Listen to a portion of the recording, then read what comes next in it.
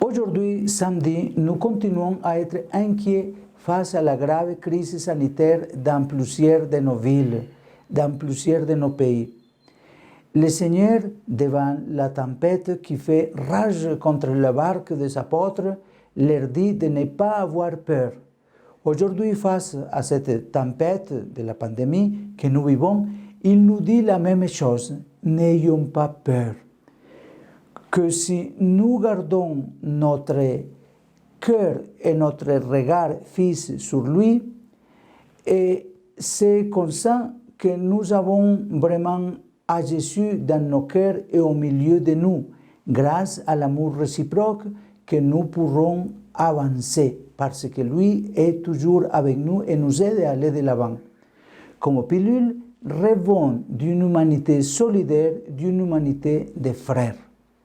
Le Saint-Père, lors de la rédaction de l'encyclique Fratelli Tutti, a soudainement vu qu'éclatait la pandémie de la COVID-19 qui a mis à nous nos fausses certitudes.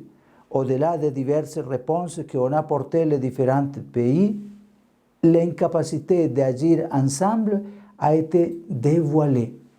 Bien que les pays soient très connectés, on a observé et continue à observer une fragmentation ayant rendu plus difficile la résolution des problèmes qui nous touchent tous.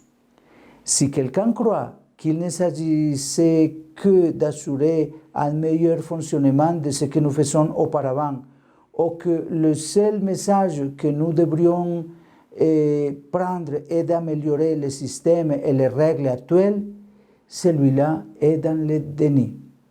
Le Saint-Père forme le vœu qu'en cette époque que nous traversons, en reconnaissant la dignité de chaque personne humaine, nous puissions tous ensemble faire renaître un désir universel d'humanité.